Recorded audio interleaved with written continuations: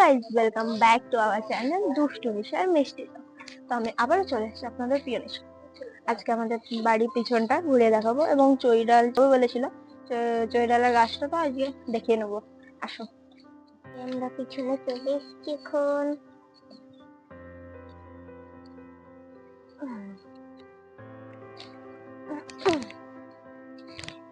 আমাদের পিছন দিকে যে মা চলে এসছে। হাই গাইস, এই যে হচ্ছে গাছগুলো দেখা ভিতরে যা আমি জল দিয়ে আছে। এই যে আমাদের অনেক লতি লতি উঠেছে, সে গাছটা তো উচ্ছে হয়নি, হবে অবশ্যই।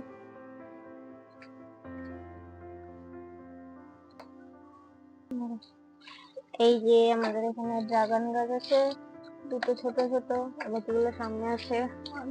মানি প্ল্যান্ট গাছটাও দেখতে পাচ্ছেন কত বড় হয়েছে। লেবু গাছ, যে মায়ের গন্ধরাজ লেবু গাছ। তো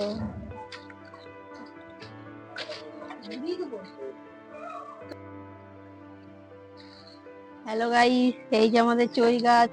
এর আগে ভিডিওতে বলেছিলাম চই গাছ মাংস দিয়ে খায়, কেমন গাছটা হয় দেখাবো। এই যে চইয়ের গাছ, এই ডালগুলোকে খেতে হয়। এই যে মোটা মোটা হবে, এই যে বিয়ালের সঙ্গে। এই যে আমাদের অনেক হয়েছে কিন্তু মোটা হয়নি, শ্বশুর গান। আর এই যে এই গাছের মধ্যে দেখেন কি সুন্দর ডিম পেড়েছে পাখিতে। এই যে 3টে ডিম দিয়েছে, এই যে ডিম পাখির বাসা, 3টে ডিম হয়েছে সুন্দর।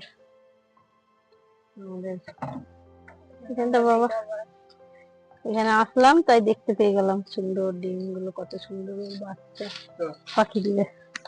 এখানে ঝুবড়ি করে দিচ্ছে যেতে। এই যে আমাদের বড় পেয়ারা গাছ, এটা আমাদের বাড়ির পিছনেই আছে গাছটা। পেয়ারা হাই পাটি পাচ্ছি। এই যে বুড়ি পিছনে চলে আসছে, দুটোই আমাদেরকে দেখে পেছনে চলে আসছে। গুটু গুটু গুটু।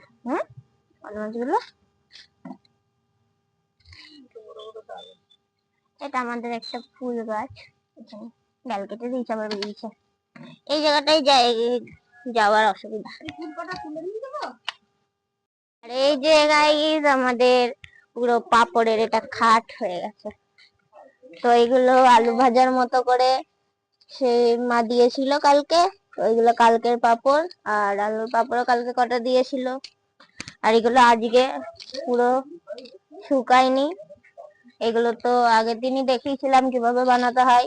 আর এই আলু ভাজা চিপস গুলো একই ভাবেই বানিয়েছে, এই পাপড় গুলো একই ভাবেই বানানো হয়েছে, শুধু এরকম আলু ভাজার মতো কেটে নিয়ে দিতে হয়েছে।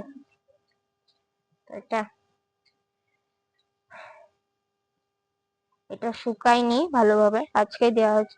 এইগুলো এটা কালকে দেওয়া হয়েছে, এর মধ্যেও অনেকগুলো কালকে দেওয়া হয়েছে।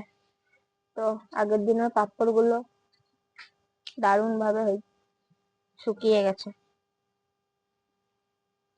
তো গাইস আজকে এইটুকুই, টাটা বাই বাই, দেখা হবে নেক্সট ভিডিওতে।